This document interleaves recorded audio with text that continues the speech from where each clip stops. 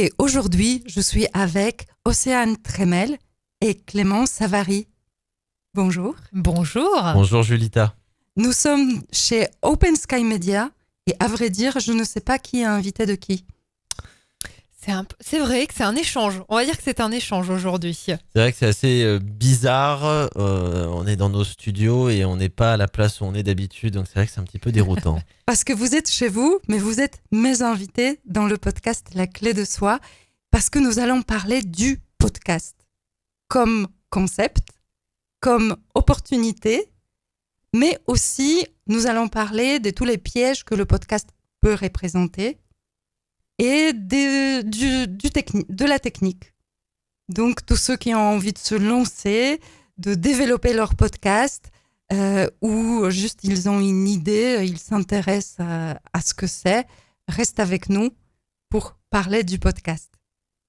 Alors, on enregistre ce podcast dans votre studio. Donc, c'est Open Sky Media, un studio qui se trouve dans l'Oise. Exactement. Avec le matériel professionnel. Et vous êtes les professionnels de la radio. D'ailleurs, ça me met une pression. Ah, mais non. Et tu es en train de devenir professionnelle, Julita, à force de venir. Océane, tu me fais rougir, là. Je n'ai pas cette prétention-là, mais le podcast, c'est mon amour. J'adore organiser et enregistrer ce contenu-là parce que c'est une merveilleuse opportunité de diffuser son message à son rythme avec ses propres codes et ça nous permet de sortir de toutes les contraintes qui nous sont imposées par des réseaux sociaux. Oui. C'est vrai. Qu'est-ce que vous en pensez ? On est plutôt d'accord là. Enfin, je dis je veux parler, mais je pense qu'on pense la même chose avec Clément. Effectivement, le podcast, c'est vraiment un espace de liberté. Et on dit ça en étant issus nous-mêmes du monde de la radio. Nous, à la base, notre première passion, c'est vraiment la radio. On est animateur, animatrice, même en métier, en tant que métier dans notre vie au quotidien. On aime la radio, mais effectivement, quand on a envie de se libérer, quand on a envie de vraiment laisser libre cours à sa créativité et qu'on n'a pas envie d'être limité par un cadre, par une ligne édito, le podcast, c'est exceptionnel parce que on peut vraiment parler de ce qu'on veut, à qui on veut. Et ce qui est pas mal, c'est qu'on peut l'écouter également à tout moment. Donc en fait, ça représente beaucoup d'avantages à l'ère d'Internet où maintenant les gens ont du mal à attendre 20h45 pour le film. On a envie de pouvoir écouter, regarder du contenu quand on veut, où on veut. Donc le podcast représente beaucoup d'avantages là-dessus. Mais le podcast représente aussi une liberté de consommation parce qu'on peut l'écouter de partout. Ouais. C'est ça. Choisir le sujet qu'on veut. Il y a des podcasts sur tous les sujets, je crois. Oh, je pense, oui. Je pense qu'on a fait il y a un beau panel de sujets qui a déjà été abordé, je pense, en podcast. Hein. C'est vrai. Alors, ça, c'est quand on est auditeur du podcast, c'est génial. Quand on est le créateur, ça crée un piège dont on parlera tout à l'heure. On parlera de difficultés de créer le podcast. Mais restons encore sur les opportunités parce que ça nous libère des réseaux sociaux, ça nous donne la voix, ça nous donne la possibilité de traiter le sujet qu'on veut avec la durée du message qu'on veut. Exactement. Et c'est vrai que ça n'a rien à voir. Déjà, les réseaux sociaux et un podcast, ça n'a rien à voir déjà parce que lorsque l'on est sur les réseaux sociaux, on parle... Donc surtout pour des pros avec du texte, avec des images, avec des vidéos très très courtes et ce n'est pas véritablement... On est limité par le format que nous impose le réseau social. On n'est pas du tout dans une liberté absolue. Là, lorsqu'on parle, on peut faire parfois des petites fautes, on peut hésiter, on peut parler. C'est un échange qui est tout à fait naturel. Ça peut prendre la durée que l'on veut. Voilà, c'est un autre canal, c'est l'audio. Donc là, on joue avec d'autres sens aussi. Un podcast peut être uniquement audio, on en parlait encore tout à l'heure, mais également aussi avoir l'appui de la vidéo aussi derrière. Donc voilà, ça n'a rien à voir pour parler d'un sujet, pour se libérer aussi d'un sujet, en parler en débattre aussi, et de différentes façons possibles. On peut jouer avec le son, on peut jouer avec l'audio pour créer donc ce contenu-là et permettre à nos abonnés, à nos auditeurs donc d'en apprendre plus d'une autre façon, voilà, sur un sujet donné. Alors moi, ce que je vois aussi comme avantage, c'est qu'en coach de dev perso, je trouve que c'est un magnifique moyen de se libérer de toutes sortes de contraintes, de nos propres blocages émotionnels. Comment traiter un sujet, comment prendre la parole, comment devenir expert ou assumer son côté expert. Et à travers le podcast, c'est assez facile, évolutif. Oui. Ouais. On parlait tout à l'heure, cet épisode doit être 55e épisode de La Clé de Soi. Le premier, c'était une catastrophe. Déjà, techniquement, c'était une catastrophe. On est tous passés par là, t'inquiète. On est tous passés par là. Dis-toi que nous, on est passé par une autre étape, entre guillemets, de ce contenu, on va dire, avant que le podcast soit vraiment populaire en France. Il y a encore quelques années, il y a une petite dizaine d'années, il y avait l'essor des web radios. Ok. Donc la radio par internet, etc. Il y avait des logiciels qui étaient là et qui permettaient ce premier libération, entre guillemets, pas des ondes. Enfin, c'est un petit peu ce que l'on a vécu dans les années 80 avec les radios libres, le fait que n'importe qui pouvait créer sa radio avec une petite antenne au-dessus d'un toit, etc. pour pouvoir parler du sujet qu'on veut et se libérer. On a eu la même chose dans les années 2000 et 2010 avec la web radio. Donc c'était un format qui était pas du tout le même parce que c'était un format encore une fois de direct. Il fallait être présent à telle heure, 20h45 pour l'émission de Pierre-Paul et Jacques, etc. Et donc il y a eu beaucoup de web radio. Il y en a beaucoup qui se sont arrêtés, d'autres qui sont restés. Et ensuite, avec l'essor de Netflix, de Prime Video et de toutes ces plateformes qui nous ont, et de YouTube surtout, ces plateformes qui nous ont donné une autre façon de consommer du contenu. Voilà, c'est uniquement lorsqu'on a envie de cliquer dessus, c'est uniquement lorsqu'on a envie, je choisis ce que je vais écouter, je choisis à quel moment je veux le faire. En fait, le podcast, c'est la même chose, mais au niveau de l'audio, en fait. Oui. Voilà, en fait, on n'est plus sur le format linéaire de la radio ou de la web radio. C'est le même format, c'est la même chose qu'une émission, ce que tu fais depuis maintenant 55 émissions. C'est une émission que tu fais. Tu parles d'un sujet, tu le traites, tu fais un conducteur, tu nous dis on va parler de ci, on va en parler de ça pendant X temps. C'est la même chose que de la radio. Et voilà, c'est un nouveau concept. C'est un nouveau concept en France qui est de plus en plus populaire. Et c'est pas étonnant que ça fonctionne comme ça. Mais ça fonctionne et ce que tu dis, c'est un concept et on peut enregistrer un épisode, 10 épisodes et au 12e, 20e se rendre compte que les premiers épisodes n'étaient pas à la hauteur de ce qu'on sait faire aujourd'hui. Bonne nouvelle, ça veut dire que tu as évolué, donc réjouis-toi. Soit tu as l'humilité de laisser tout en ligne et de montrer aux autres que ce que tu as atteint aujourd'hui, ça passait par une phase d'apprentissage. Ça, c'est mon choix. J'ai tout laissé en ligne. Et aussi par le respect des gens, parce que la plupart de mes épisodes sont des interactions avec des invités. Donc, ils m'ont consacré le temps, la confiance, donc ils sont là. Je me suis foirée parfois techniquement, parfois dans le contenu, mais ils étaient là, ils ont fait de leur mieux. Donc, par respect pour eux, je les laisse. Mais aussi par cette humilité que quelqu'un qui vienne aujourd'hui et qui entende des épisodes où c'est beaucoup plus à l'aise, où les solutions techniques, je parle pas de vos solutions parce que là, c'est juste le paradis. Hein. C'est gentil. Mais il faut commencer par quelque chose. Mais il faut commencer par quelque chose. Franchement, si on te faisait écouter nos premières émissions et nos premières maquettes, c'était effectivement un scandale radiophonique, vraiment. Mais oui, on passe tous par là et c'est hyper important.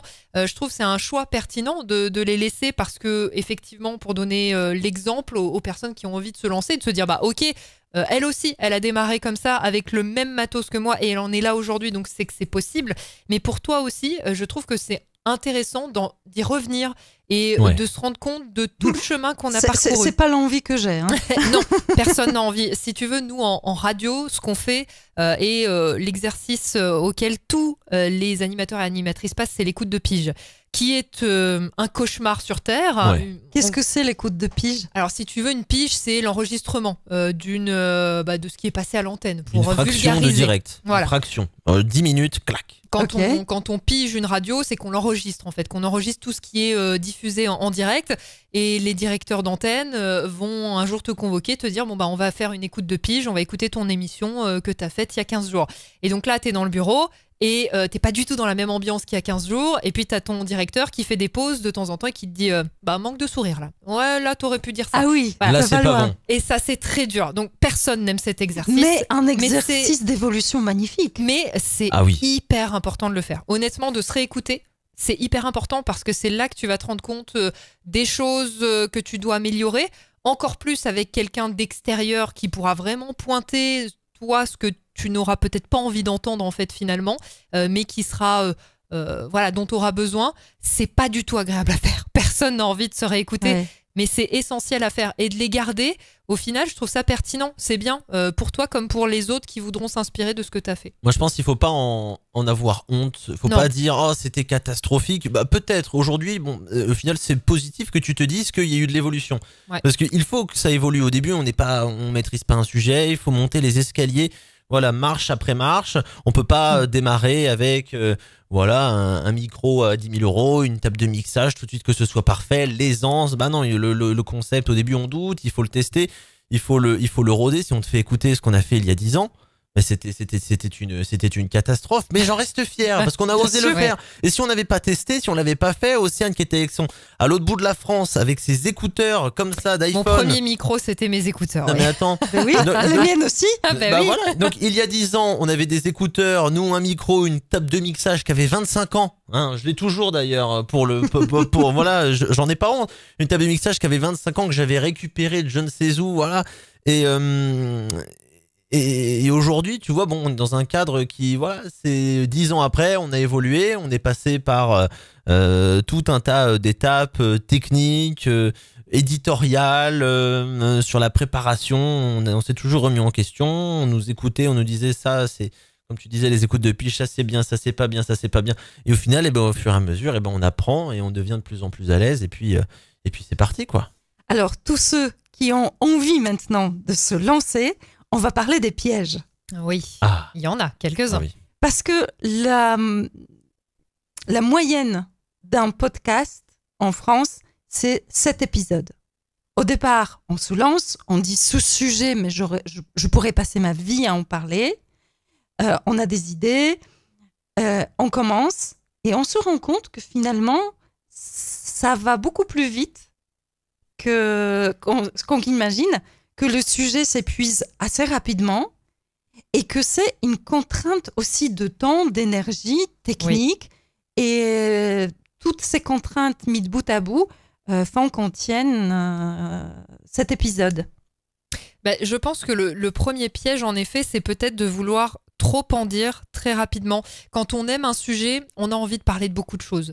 Et souvent, on va pas forcément réussir à angler correctement, à choisir un angle très précis, quitte à faire des épisodes peut-être plus courts, Ouais. plus condensés. Il faut réussir à se mesurer. Alors c'est dur parce que quand on est passionné de quelque chose, on a envie de tout déballer, on a envie d'en parler pendant 7 heures. Mais du coup, quand on fait ça, on va en fait commencer à évoquer certains sujets, certains thèmes, déjà dans le premier épisode, alors qu'on aurait pu y consacrer un autre en fait tout entier. Donc je pense que la première erreur à éviter, c'est de vouloir trop en dire tout de suite. Peut-être Oui. donner un aperçu et puis vraiment se faire une liste. Le conseil pour le contrer, ce piège peut-être que je pourrais donner, c'est vraiment de se faire une liste. Voilà, son grand sujet et puis tous les thèmes qu'il est possible, en tout cas tous les angles qu'il est possible d'aborder pour voir déjà sur quelle base on peut partir, sur combien d'épisodes on peut partir, et ça permet de voir loin. Et puis peut-être de s'enregistrer les choses d'un coup, d'un seul, faire plusieurs épisodes dans un seul enregistrement pour également optimiser son temps. Voilà, ça peut être un premier conseil. Parce que ce multitude de sujets abordés ou la longueur de notre discours sur un sujet, ça peut venir aussi de envie de se montrer expert. Aussi. Donc, un peu la peur de ne pas être assez intéressante. Ce qui a l'effet contraire, c'est qu'on devient assez brouillant Parce que si Bah on oui. aborde beaucoup de choses, C'est ça. Et puis ça permet aussi dans la structure. Voilà, comme tu le disais très très bien, tu démarres avec un premier épisode où tu effleures le sujet et ensuite, eh ben, voilà, moi je pense que quand il faut les préparer, les podcasts, faut peut-être aussi déjà en préparer plusieurs au début. ouais. Je pense que c'est un bel outil, c'est de préparer ce qu'on appelle un conducteur. Enfin bon, ça peut être très bien voilà, un document Word où on dit je vais parler de ci, avec ça, nanani, nanana, mais il faut vraiment mettre des angles très précis, comme tu le disais, et peut-être les mettre déjà sur un morceau de papier au tout début, comme ça on peut déjà classer. Voilà, donc dans tel sujet, je peux d'abord parler de ça, après ce serait pertinent que je fasse un épisode là-dessus.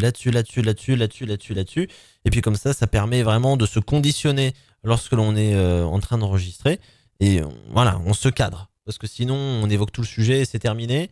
Je pense aussi un deuxième conseil, un conseil un peu plus technique, c'est de ne pas vouloir recréer TF1 dès le début. Ne pas vouloir acheter tout de suite des micros à je ne sais combien. Ouais. Ne pas vouloir, peut-être les plus geeks d'entre nous qui nous écoutent, pourraient se dire bon allez, je vais tout de suite investir dans un grand micro, voilà, La console. dans la console, etc. Parce que si au final, eh ben, il y a un bug d'enregistrement, vous avez enregistré un super épisode et qu'au final il y a rien, ou alors que le son ne vous satisfait pas, ce genre de choses. Non, mieux vaut commencer simple, avec un simple micro, pas forcément mettre énormément d'argent au début pour aussi tester son concept, le roder. Peut-être que finalement, après l'expérience, on va se dire finalement j'ai pas envie de faire ça. On jette à la poubelle. Démarrer simple pour déjà réussir et être le moins frustré possible. Et voilà, je pense que déjà techniquement, c'est déjà une bonne chose. Et aussi, Alors pour la technique, je te propose qu'à la fin de l'épisode, pas de souci. que tu nous donnes vraiment peut-être des marques ou des types de micros Ouais. avec les fourchettes de prix que ceux qui ont envie de se lancer peuvent acheter. Parce que j'aimerais parler d'un autre piège de débutants, de ceux qui se lancent dans le podcast. À quel rythme on publie ? Ça, c'est une grande question. Et ça, j'allais y venir sur un truc. Quand on est pro, parce que là on parle à des entrepreneurs Parlons un pro. petit peu. Non, mais Allez. non, mais on parle dans ce podcast, on parle aussi à des entrepreneurs, etc. Donc moi je le dis, ayez déjà des gens sur vos réseaux sociaux, ayez déjà une Ouais. communauté avant de vous lancer. Parce que Alors, ça, c'est la promotion. On parlera de la promotion. Comment je parle, ouais, mais c'est Oui. pour aussi enlever cette frustration. Frustration. Parce que quand on va le publier le premier épisode et si on voit qu'on a un auditeur, Ouais, on va pas avoir envie de les faire les autres. c'est vrai. Bah, Moi, j'en avais, je crois, 2. Moi et mon invité. Ce qui est déjà pas mal, hein, mais oui, aussi, non, hein, qu'en penses-tu ? c'est vrai que ça peut démotiver. Après, ouais, c'est important d'en effet peut-être avoir une petite communauté mais oui, après au niveau de la communication de façon et de la visibilité, on aura l'occasion d'en reparler un petit peu, mais c'est important de pouvoir avoir déjà une idée de sa cible et Oui. des personnes à qui on a envie de parler aussi, pour ne pas taper enfin voilà, à côté. Je pense que c'est important de se dire ok, je vais parler de ça, donc qui est-ce que ça va intéresser, et adapter son ton aussi, peut-être ne pas parler d'une manière trop journaliste quand on veut quelque chose de très zen, très tranquille, très cocon à la maison par exemple. Ne pas parler dans un format trop soutenu si on a envie au contraire de parler peut-être à des jeunes. Des jeunes ados qui auraient besoin qu'on les épaule et qu'on les comprenne, peut-être pas aller sortir voilà, des phrases très soutenues, très chiadées, non, peut-être parler plus avec leur Ou code, trop familier si on veut s'adresser à un public Bien sûr. un peu plus pro ou un peu ouais. plus âgé, ouais, en effet. Adapter son ton, c'est essentiel aussi, sans partir dans du trop. Le podcast, on le disait, c'est un espace de liberté, donc on est moins... on n'a pas besoin d'avoir un ton non plus qui est trop codifié comme à la radio par exemple. On peut vraiment se faire plaisir, on peut être un peu plus naturel aussi. Donc ouais, adapter son ton et ne pas vouloir, et c'est souvent le piège de débutant, mais que ce soit au podcast ou à la radio, c'est de parler un peu comme un journaliste et de vouloir avoir ce ton un peu très Jouer un rectiligne. rôle. Voilà, jouer un rôle. ouais, ne plus être Soyez soi. vous-même. Ouais, voilà, c'est Ouais. ça. Pour vous dire vrai, moi j'ai mis énormément de temps avant de me lancer dans le podcast parce que je ne me sentais pas à l'aise à l'idée que les gens vont dire « Ah oui, elle n'est pas française, elle a son petit accent, mais d'où elle vient, etc. etc. » Et c'est le jour où j'ai j'ai fait un travail sur moi pour absolument accepter tout ce que je suis, y compris mon petit accent polonais, que tout est passé et que aujourd'hui j'ai des abonnés qui... Il y en a une qui m'a dit « Tu m'as réconcilié avec le podcast parce que j'aime ta voix ». Donc ça, je pense que c'est le cadeau. J'en ai une. Comme ça. Bah, c'est bien, il y en a d'autres qui doivent le penser, mais qui ne te le disent peut-être pas aussi. Peut-être pas, mais déjà une, c'est pas mal. C'est très bien. Et puis c'est bien de pas vouloir supprimer ce qui fait de toi ta personne, ce qui est ton identité finalement. T'as ton accent et c'est très bien. Ça fait partie de toi. Ce que tu veux mettre en valeur dans ton podcast. Je trouve que c'est très très bien. Les accents. Pas vouloir les gommer, enfin, ils sont là, ils font partie de toi, donc c'est ta différence, c'est une force. La preuve, t'as réconcilié quelqu'un avec le podcast, sûrement beaucoup d'autres, comme tu le disais, l'ont pas forcément dit, mais le pensent aussi. Ce podcast rentrait très bien, même pour nous, quand on est derrière à la réalisation, dans les précédents épisodes que t'as pu faire. Enfin, très honnêtement, le sujet maîtrise. Enfin, voilà, il y a aucun problème avec cette voix. Enfin, ce n'est même pas un problème, c'est même pas un sujet. Donc, ouais, c'était encore une croyance limitante que tu avais. Absolument. Et qui t'a empêché de passer le premier pas. Un jour, tu t'es dit, bon, allez, j'y vais quand même. Mais finalement, tu vois, mais si j'en parle, c'est pas pour que vous m'envoyiez des fleurs, je vous en remercie. Hein. Ah ben je sais, tu nous as juste signé un chèque avant. Il fallait bien un peu de promo. Non, mais c'est surtout pour inviter tous ceux qui peuvent douter d'eux et de se dire qu'il faut être quelqu'un d'autre pour lancer un podcast. Non, le podcast, c'est aussi d'assumer qui vous êtes maintenant. Exactement. C'est hyper important. Et c'est pas parce qu'on est aussi pas à l'aise où on se dit oh là là, le micro ça me fait peur, m'écouter, être timide, ce genre de choses, on pourrait se dire c'est incompatible. Mais pas forcément. Il y a 10 ans, j'étais très timide. On dirait pas. Mais c'est le cas de beaucoup. Et le fait de parler à un micro, tenter, essayer, il n'y a pas de personne véritablement devant nous. Oui. Ça aide tout ça. Et il y a 10 ans, j'étais timide, j'aurais pas osé aller un peu, voilà. C'était un petit peu timide. Puis là maintenant, ça aide. Et puis il y en a d'autres pour qui c'est exactement le cas. Il y a des animateurs radio, c'est des grands timides et qui aujourd'hui... Ouais, c'est très libérateur. Justement, oui. Je voulais en parler aussi parce qu'à un moment, tu commençais à effleurer un peu le sujet en disant que pour du podcast parlant de développement personnel, de choses comme ça peut aussi aider à prendre la parole. Je sais que justement, tu fais beaucoup ça dans tes conférences, tes podcasts, tes ateliers. Tu aides justement les femmes, les hommes qui ont envie de prendre la parole. Et honnêtement, le podcast, c'est un exercice, et la radio aussi, c'est un exercice énormissime pour se lancer, parce qu'effectivement on a juste le micro. Alors au début le micro il peut être un peu impressionnant, pourtant on se dit c'est un objet, c'est une membrane, il y a rien, mais on a l'impression qu'on parle à la terre entière. Et finalement, et je te rejoins Clément, c'est qu'il y a beaucoup d'animateurs télé, radio qui étaient ou sont peut-être même encore des grands timides, mais qui, quand ils sont derrière un micro, se lâchent complètement, parce que je sais pas, il y a un truc, et vous parlez à n'importe quelle personne mordue de radio ou de podcast, elles vous diront toutes la même chose, ces personnes, c'est que quand on est derrière un micro, il y a quelque chose qui se passe, on peut se libérer, on peut se lâcher, et ça aide. Moi j'ai connu un animateur radio qui est excellent et qui m'a avoué qu'avant il était bègue. Et c'est la radio qui l'a aidé à surmonter ça. Donc c'est énorme. Vraiment, cet exercice-là pour ne plus avoir peur de prendre la parole, c'est énorme. Oser. Vraiment. Ouais. Osez le faire. Et puis en plus, quand vous êtes seul chez vous, c'est encore plus libérateur. Faites-le. Vraiment, ça aide énormément. Mais je vais revenir parce que j'aimerais parler du rythme de publication. Parce que un peu ce qu'on disait au début, que dans le premier épisode, on a envie de mettre plein de sujets, parler pendant des heures. Quand on lance son podcast, on a envie de publier 2 fois par semaine. Ah bah oui, forcément. Et non, ça aussi, c'est un peu un piège, justement. C'est de vouloir tout balancer d'un coup. Mais après, vos recharges, vous en avez plus.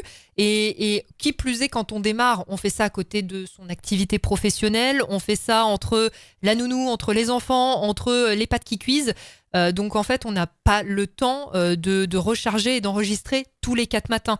Donc ce qui est bien, c'est de se faire des sessions d'enregistrement et puis peut-être de partir sur un épisode par mois, par exemple. C'est ce qui se fait beaucoup quand on démarre le podcast, un épisode par mois. c'est pas trop peu, c'est pas non plus énormissime pour vous dire et vous rajouter une charge mentale, on en a déjà beaucoup. Ne pas vous rajouter cette charge mentale de vous dire va falloir que j'enregistre beaucoup parce que mes épisodes ils filent à toute allure. Un épisode par mois, déjà je trouve que c'est bien pour démarrer parce que déjà vous avez un rendez-vous à donner. Oui. Voilà, vous le donnez sur vos réseaux sociaux, on se retrouve le mois prochain. Les gens seront là. Si vous faites la bonne promotion, on aura l'occasion d'en parler, mais les gens seront là et en plus, vous avez un rythme qui vous permet d'allier tout ce que vous avez autour. Ce serait mon conseil, moi, en tout cas, pour démarrer. Je pense que, je dirais la même chose. Une fois par mois, et puis ensuite, en fonction aussi des statistiques, etc., de l'envie, de la disponibilité, peut-être aller un peu plus loin ensuite, mais c'est déjà une bonne base pour commencer. Il ne faut pas toujours tout épuiser. Le stock qu'on a, il est précieux, donc il faut le mettre en valeur.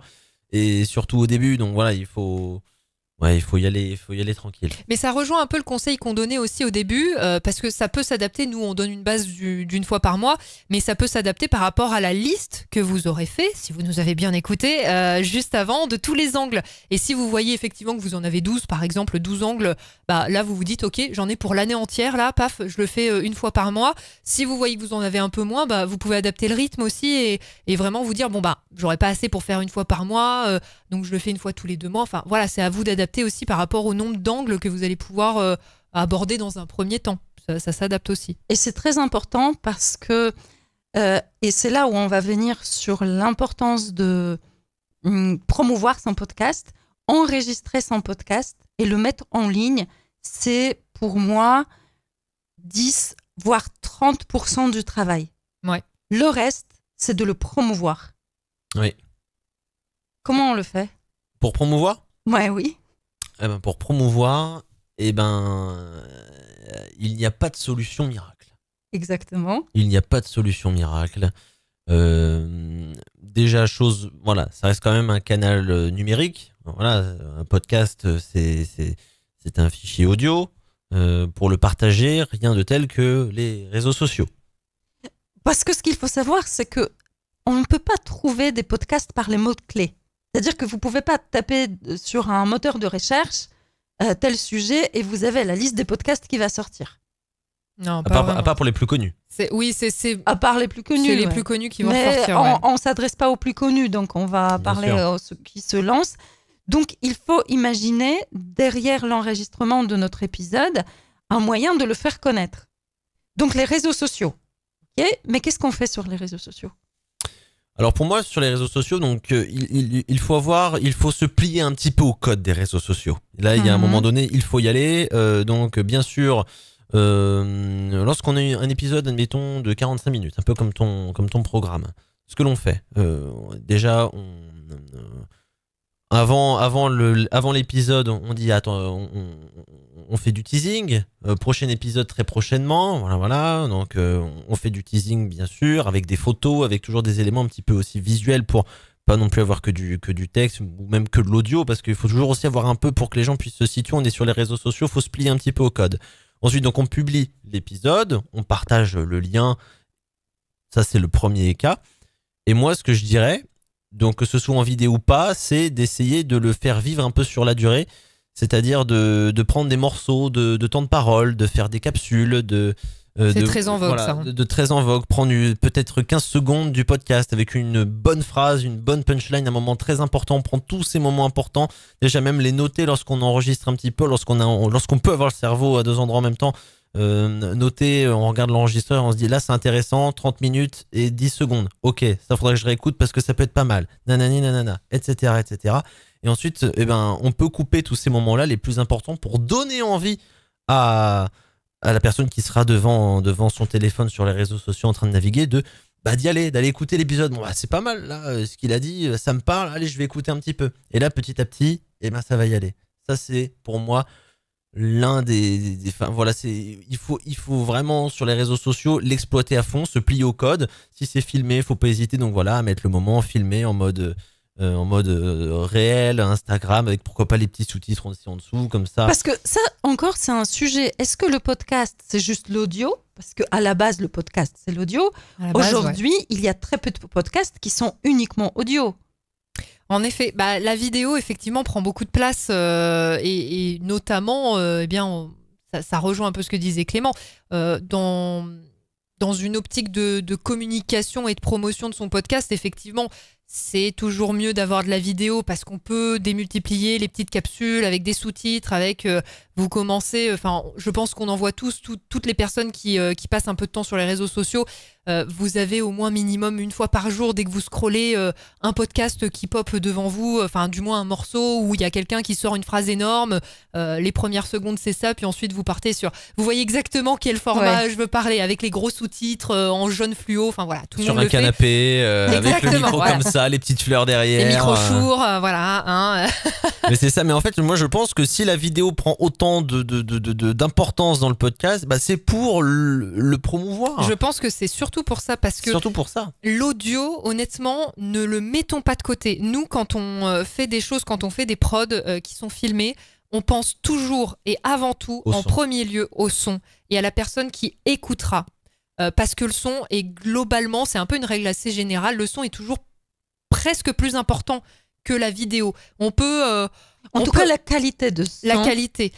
Parce qu'on peut regarder une vidéo qui est un peu pixelisée. Bon, c'est un peu chiant, mais par contre, un son qui est mauvais, c'est beaucoup plus désagréable. Donc déjà, c'est super important. Aussi, dans votre façon d'expliquer, si vous savez que vous allez le poster sur des plateformes de streaming audio, c'est important d'adapter votre discours pour que la personne qui écoute juste comprenne ce qui se passe en studio. Si votre invité sort un magazine ou sort un petit objet et que vous réagissez mais sans expliquer ce qui se passe, bon bah la personne elle est perdue et elle va dire bon bah ça sert à rien, je vais rien comprendre au podcast.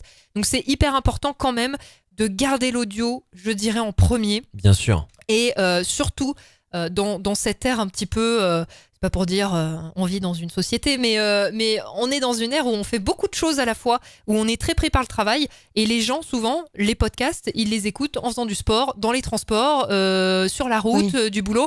Donc en fait, à ce moment-là, on ne regarde pas une vidéo, on écoute un son.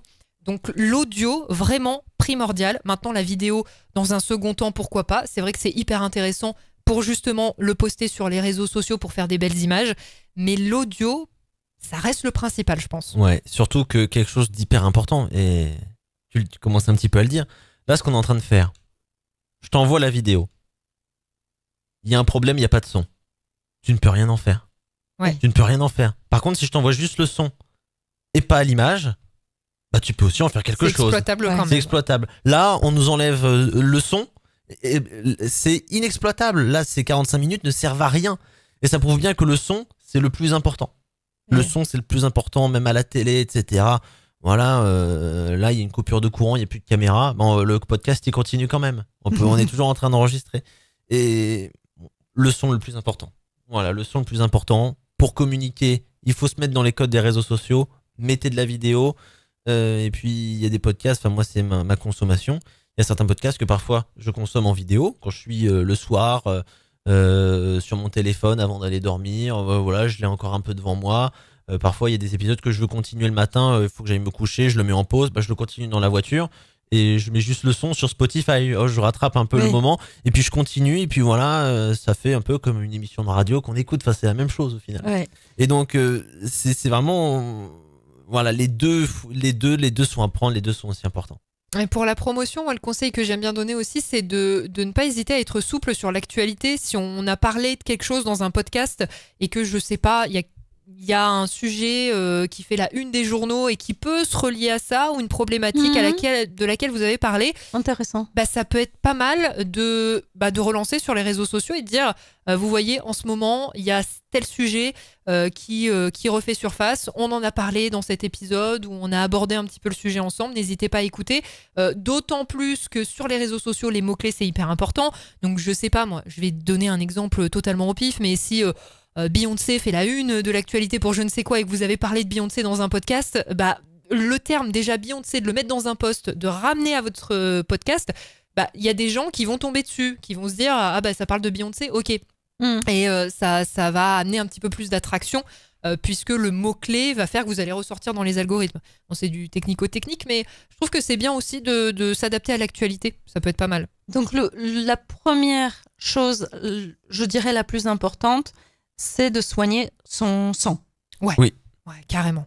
Et rajouter quand même de la vidéo, peut-être pas systématiquement, mais le plus souvent, pour moi, ça crée aussi un lien de confiance. Oui.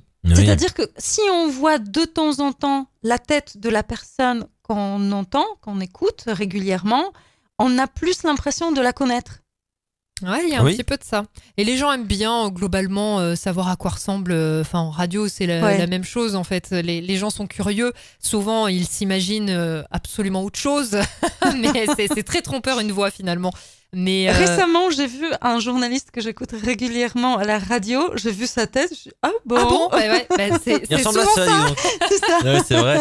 Parfois, c'est une bonne surprise, parfois un peu moins bonne. Surtout quand quelqu'un vous dit que vous avez un physique de radio, c'est très souvent pas un compliment. Ah ouais, non, ça c'est sûr. Il n'y a pas d'image avec le son pour toi. Ouais, on veut pas savoir vos commentaires sur les physiques. Ah, je te jure.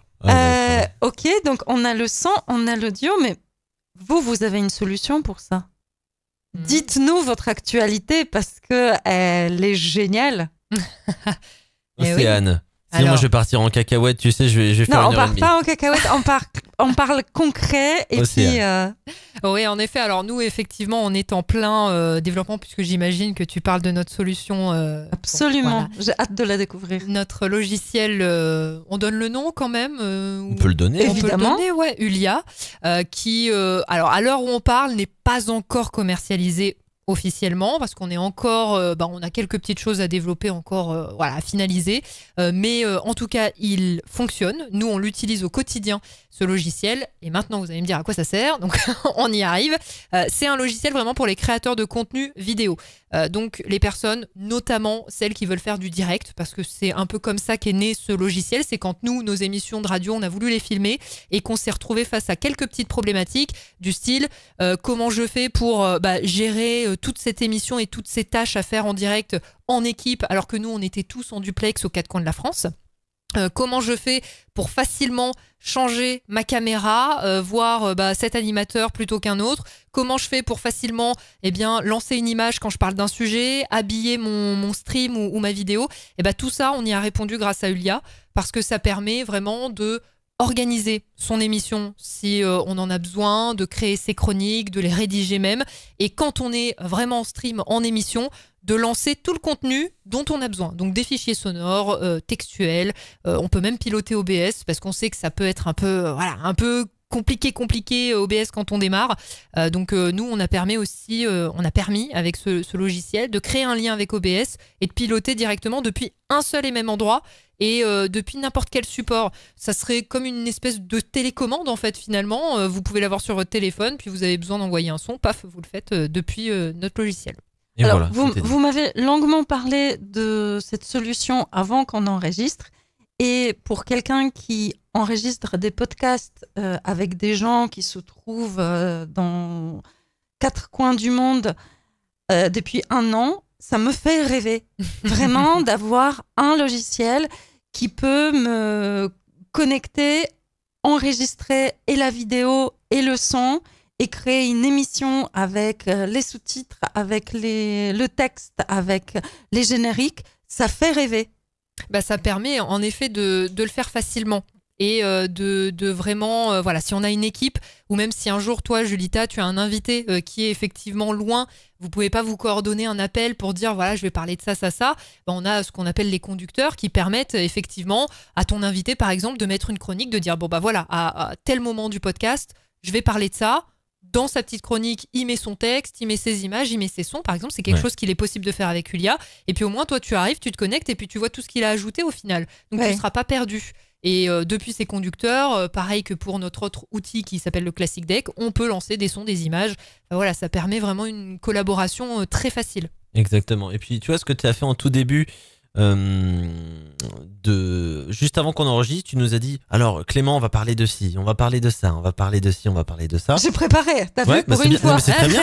Et là, ce que tu avais pu faire, tu aurais pu écrire tout ça dans Ulia parce qu'il y a tu peux créer tes conducteurs. Donc voilà, je consacre 10 minutes à ça, 10 minutes à ça, 10 minutes à ça. Tu peux l'exporter et l'envoyer à tes invités podcasteurs, comme ça, ils reçoivent un petit mail. Hop, moi je sais qu'avec Julita, je vais parler de ça. Ça me permet de me mettre un petit peu en condition. Et puis c'est parti. Bien sûr, après, c'est si tu as envie que les gens découvrent les sujets avant, si tu veux que ce soit du last minute pour que ce soit très authentique. Après ça c'est un choix, mais en tout cas c'est possible.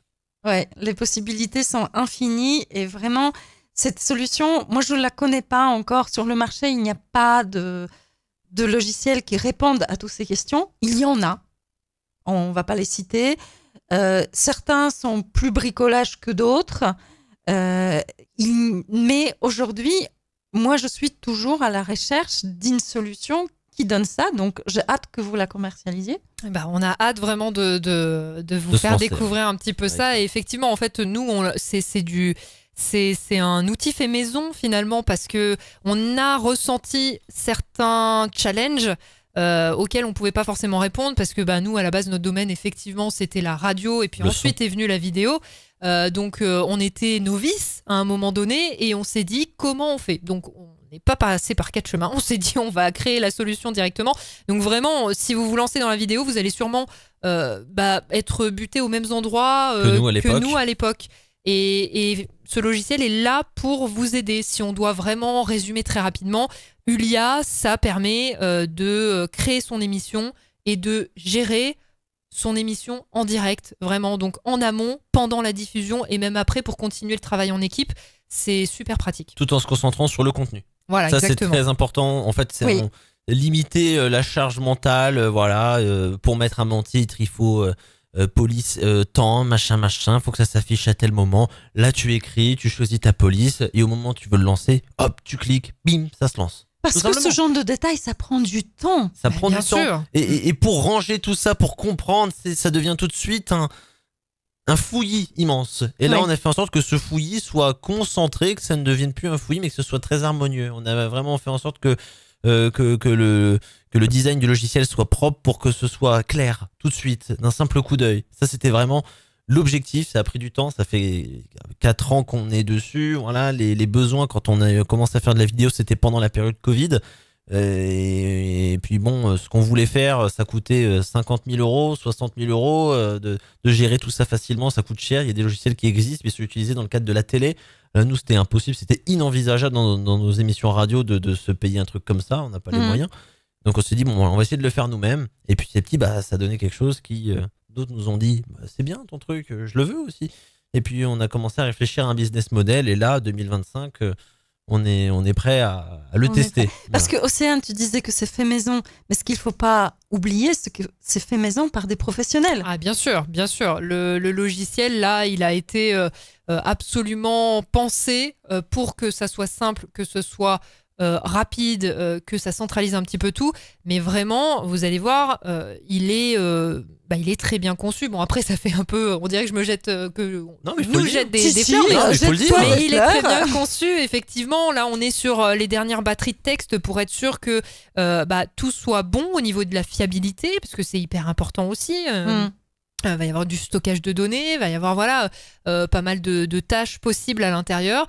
Donc on fait en sorte d'être bien entouré aussi de professionnels autour de nous. On a une vraie équipe derrière qui a créé ce logiciel de A à Z, et c'est vraiment parti de besoins qu'on a trouvé et que plus tard d'autres personnes nous ont raconté, nous ont également donné leur expérience en fait finalement. Ils nous ont dit votre logiciel il répondrait totalement à mes besoins à moi aussi et peut-être à d'autres. Donc c'est au bout d'un moment on s'est dit pourquoi on va garder ça finalement pour nous, autant le partager quoi. Bien sûr, parce que dans un monde où le streaming et le podcast se popularisent, ce genre d'outils peut être vraiment bénéfique pour tout le monde. Effectivement, il y a une évolution énorme. On a vu les derniers chiffres, ne serait-ce que de la plateforme Twitch, où il y a beaucoup de streamers. L'année dernière, ils avaient 21 millions de streamers et streameuses actifs sur leur plateforme, et ça représentait près de 10 millions de nouveaux streamers. Donc, en un an, c'est énorme. Je ne sais pas si on se rend compte, mais c'est vraiment gigantesque. Donc, ça veut dire que des gens qui veulent créer, qui veulent partager, qui veulent se montrer même, il y en a de plus en plus, c'est un besoin vraiment, et je pense donc que autant qu'il y aura de débutants, il y aura également des besoins qui devront être satisfaits, et donc Ulia sera là pour eux. Exactement. Donc Ulia, c'est votre activité actualité de 2025, et il y a aussi ce beau studio. Exactement. C'est vrai que l'année dernière, on était dans le début de cette société, donc on a voulu un petit peu tester plein de choses pour savoir là où le chemin qu'on devait prendre un petit peu. Et là, on a décidé de se recentrer aussi d'un point de vue podcast sur ce studio. Voilà, que je vais remontrer un petit peu, voilà. Montre-le dans toute sa splendeur. Donc voilà, ce studio-là, bon voilà, donc c'est un studio qui a été conçu par Open Sky Radio, donc une association dont nous sommes également à la tête, Open Sky Radio, La fameuse web radio. On a démarré avec des écouteurs. On a démarré avec des écouteurs, donc on est passé des écouteurs à ce studio, voilà. Puis aujourd'hui avec Open Sky Media, donc on fait travailler les deux entités pour offrir aux podcasteurs, aux podcasteuses, donc voilà, tout cet écosystème de travail pour produire son podcast dans les meilleures conditions et avec le matériel que l'on a dans des stations de radio. Donc voilà. Alors ça, c'est la présentation de Clément qui est dans les coulisses, mais moi, je vais vous raconter l'expérience de celle qui vient. Donc moi, le jour où j'ai appris qu'il y a un studio professionnel de podcast à louer à côté de chez moi, parce que là, il faut le dire, il y a très peu dans les grandes villes. On en trouve à Lille, on en trouve à Paris, on en trouve à Lyon, mais c'est loin d'être très commun. Et nous, on est un peu dans les champs ici, il faut le trouver, ouais. C'est vrai. Mais on a cet espace absolument magnifique et où on a le matériel professionnel. Moi, j'arrive, je m'assois, j'ai des écouteurs, un son absolument magnifique. J'aime presque ma voix dans ces écouteurs, dans ce casque, c'est pas des écouteurs. Et derrière, j'ai le podcast en son et en vidéo que tu m'envoies en général le lendemain. Je sais pas comment vous faites, mais c'est... C'est grâce à Julia, ça. Ah, ben voilà, mais tout oui. s'explique. Et l'expérience est exceptionnelle. Et ça fait envie de continuer son podcast. Et c'est un budget. La location du studio, c'est un budget, c'est tout à fait naturel. Mais quand vous avez des invités avec qui vous avez envie de partager quelque chose en particulier, montrer des choses, d'avoir le podcast en vidéo, c'est une solution magique. Et il met en valeur votre podcast. Moi, il m'est arrivé d'inviter une ou deux personnes dans votre studio et puis elles ont vécu un moment magique. C'est pas du tout pareil que vous vous connectez en visio, elle est chez vous, la personne est chez soi avec ses écouteurs, avec un son qui est perfectible, très perfectible, et que derrière, on n'a pas ce son de velours, cette expérience de podcast. En tout cas, c'est très gentil. On est content en tout cas que cette expérience t'apporte quelque chose dans notre studio. Donc voilà, nous, l'objectif, c'est que vous arrivez ici, nous on s'occupe de la partie technique, on fait en sorte bien en amont que les micros soient bien réglés, que tout soit bon. Vous arrivez avec votre podcast prêt et directement vous pouvez enregistrer dans les meilleures conditions, vous ne souciez plus de la technique. Et c'est parti, vous vous concentrez que sur votre contenu, priorité contenu. Si vous avez un invité, vous l'accueillez, vous pensez pas il faut allumer le logiciel, il faut que je fasse ci, il faut que je fasse ça. Tous ces trucs-là un petit peu barbants, on les met de côté, vous venez ici, puis vous avez votre son, votre image également, la vidéo si vous souhaitez également prendre la vidéo avec, c'est pas forcément obligatoire. Et ensuite, dans les heures qui suivent, donc la fin de l'enregistrement, on envoie tout et puis vous pouvez les utiliser comme vous voulez, ces différents supports. Et puis voilà. Et c'est accessible à tous parce que parfois les personnes puissent se dire non mais c'est pas pour moi parce que c'est professionnel, je peux pas. Si, tout le monde peut. Effectivement, c'est ouvert à tous. Faut savoir que nous, on a l'habitude effectivement de travailler avec des débutants, puisque avec cette web radio qu'on mentionnait, Open Sky Radio, on a des équipes de bénévoles qui sont tous et toutes complètement passionnés par ce qu'ils font, mais qui proposent du contenu sur notre antenne de façon mensuelle, de façon ponctuelle, mais souvent ces gens-là, ce sont des jeunes qui viennent nous voir, qui nous disent voilà, j'aimerais bien tester la radio, c'est un rêve de gosse, et nous on vient les aider, on vient les accompagner, donc on a l'habitude de cet exercice. Il n'y a aucun jugement ici. Vous n'avez jamais parlé derrière un micro, c'est l'occasion de tester. Vraiment, nous on n'a pas du tout de jugement, on sait ce que c'est de démarrer. On a démarré tous dans notre chambre, donc donc vraiment c'est moi, je suis contente de t'entendre dire que voilà, tu ressens des choses super positives parce que ce studio, il a été construit avec beaucoup de passion, beaucoup d'amour. Donc, qu'on puisse te repartager tout ça, c'est vraiment une fierté pour nous. Mais merci pour tout ce que vous avez fait et pour ce travail, parce que ça demande une certaine persévérance. Ah bah oui. Bah là, c'était ce studio est né de 10 ans d'associative, voilà, de radio associative. Donc voilà, il a fallu à un moment donné être patient. Il y a des émissions où parfois les audiences n'étaient pas au rendez-vous. La web radio, à un moment donné, il y a eu une période où voilà, il y en a beaucoup qui ont fermé. On a vu des audiences un petit peu vacillantes. Il a fallu, voilà, on a toujours été dans l'objectif de continuer le plus longtemps possible. Ça fait 10 ans là depuis, voilà, on a fêté nos... Bon, on les a pas encore fêtés, mais les 10 ans, c'était officiellement le mois dernier, le 8 février 2025. Et de savoir qu'on est, voilà, on avait entre 15 et 17 ans à l'époque. Voilà, et se dire que 10 ans après, on est encore là avec un studio comme ça, c'était un rêve pour nous. Et au final, il a juste fallu persévérer, voilà, être malin à un certain moment, oser. Et puis aujourd'hui, voilà, on est content. Ce studio, on l'a fait avec beaucoup d'amour, avec beaucoup de passion, avec beaucoup d'exigence aussi. Je crois qu'aussi, quelque chose qui nous a beaucoup aidé quand on était plus jeune, c'était on avait peur de paraître pour des idiots, pour des CONS. Voilà, on a envie de paraître pro. Nous, le paraître, c'était quelque chose, en vrai, bon, c'est peut-être une petite psychologie là-dessus, mais le paraître, c'était hyper important. Il fallait que ce soit pro, il fallait qu'on passe pour des pros, il fallait que quand les gens viennent, ils se disent pas. C'est le fameux syndrome de l'imposteur. Voilà, un peu, exactement. Et voilà, il faut que ce soit pro, faut que ce soit pro, faut que ce soit pro. Et on a fait en sorte que, voilà, on arrive ici, on se dit, c'est pro. Et maintenant, on vit de ça, donc on est devenu pro finalement. Donc c'est bien, il faut s'accrocher et chaque détail a son importance. Magnifique. Est-ce que vous aurez un mot de la fin?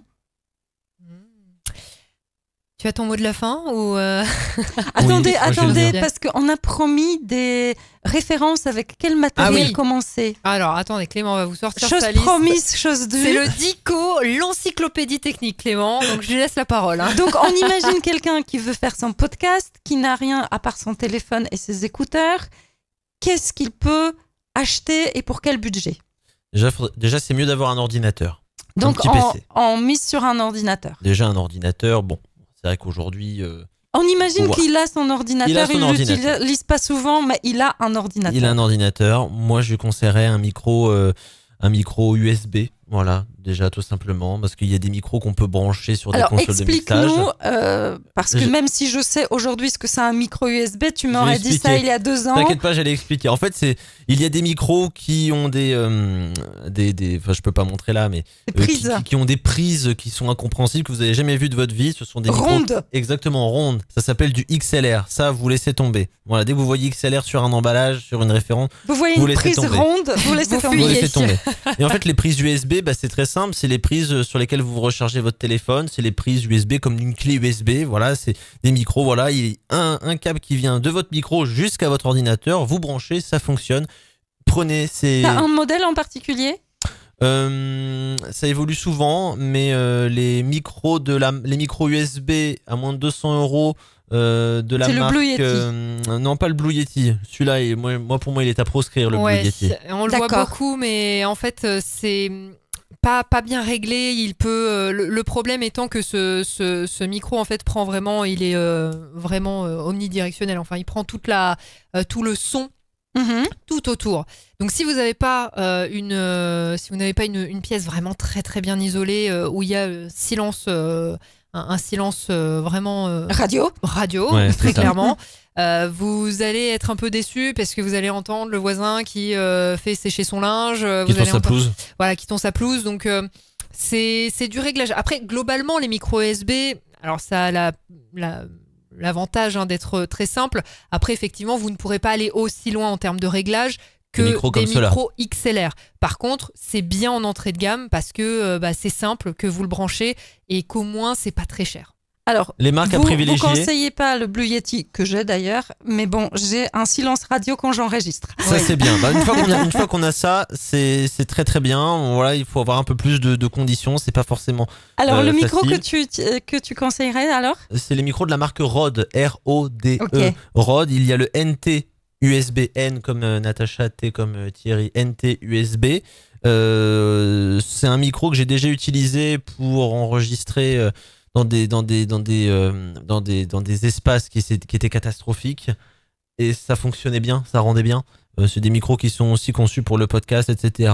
Rode, c'est une belle marque de micros et de matériel son. Entre 100 et 150 euros, on peut se procurer ce modèle-là. Pour démarrer, c'est déjà très bien. Donc micro Rode, donc on enregistre avec ça, écouteurs, casque. On peut prendre un casque. Il y a les casques de chez Thomann qui s'appellent les Superlux, SUPERLUX, HD 660, quelque chose comme ça. Pour 39 euros, vous avez un casque qui est excellent. Ok. 39 euros, bah c'est ceux-là d'ailleurs. D'accord. Voilà, qui peuvent comment dirais-je, titiller de très très près des références de casques assez haut de gamme. C'est des casques, pardon, de casques assez haut de gamme. C'est des casques fermés, c'est des casques voilà, que vous pouvez garder très très longtemps. C'est bien conçu, ça marche très très bien. Et c'est parfait pour enregistrer. Où est-ce qu'on enregistre? Sur quoi? Sur quel logiciel? Pour commencer. Je dirais Audacity. Ouais, je dirais la même chose, c'est gratuit, c'est facile de prise en main. On choisit le micro, il apparaît dans une liste, on appuie sur le bouton rouge, ça enregistre. Allez, pas plus compliqué que ça. Et où on enregistre? J'ai envie de dire dans une chambre. Oui. Pourquoi dans une chambre? Parce que ça résonne moins, il y a le tissu du matelas, le tissu de votre couette, les vêtements, toutes ces choses-là, c'est aussi un espace un peu plus réduit qu'un salon. Et ces espaces-là, il y a moins d'écho, il y a moins de réverb, alors qu'on aurait dans un salon des espaces assez ouverts, il peut y avoir de la réverbération, des échos, également le bruit ambiant aussi des autres personnes qui partagent votre foyer. Donc une chambre, on ferme la porte de la chambre, on se met sur un bureau ou pas très loin d'un lit, et puis voilà, ça roule. Et ça roule. Une fois qu'on a enregistré notre podcast, on l'a monté ou pas, on le laisse tel quel, on peut le faire sur Audacity. Et ensuite, où est-ce qu'on le publie? Et bien là, ça dépend de ce que vous avez envie de faire. Mais bon, il y a les plateformes de streaming basiques, tout simplement.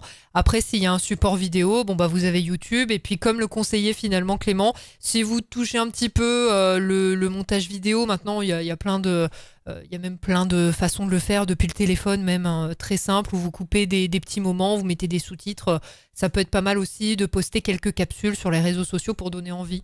Je dirais globalement la base des bases, c'est à peu près ça, quoi. On a le kit de podcasteur débutant? Eh ouais, là on l'a, mais vraiment. Je pense qu'on l'a, ouais. Et c'est le meilleur kit là. Là pour le coup, là, un petit Rode comme ça va très bien fonctionner dans une chambre avec Audacity. Vous mettez donc dans un calme absolu. Pour moins de 200 €, on a le matériel pour se lancer. Bien sûr. Ouais, avec ça, ouais, on est parti. Alors on est parti et on revient sur notre mot de la fin des podcasteurs. Osez, testez, faites. Waouh. Océane? Ben, effectivement, ne vous limitez pas, ne vous bloquez pas, même si vous êtes quelqu'un de timide par essence. Si vous avez quelque chose à partager, partagez-le. C'est hyper important. Vous n'en ressortirez que grandi, et n'écoutez pas tous les clichés un peu de oh mais nous c'est ce que j'entendais beaucoup, par exemple, quand je disais que je voulais faire de la radio, c'est les animateurs radio ils ont la tchatch, c'est des monstres de répartie, pas du tout, enfin voilà, c'est souvent bien le contraire d'ailleurs. Donc voilà, oubliez les clichés, vous avez quelque chose à partager, bah partagez-le tout simplement. Voilà. Et soyez vous-même. Et soyez vous-même. C'est hyper important. Merci beaucoup. Merci Julita, merci de nous avoir reçus. Merci de m'inviter dans votre studio. Avec plaisir.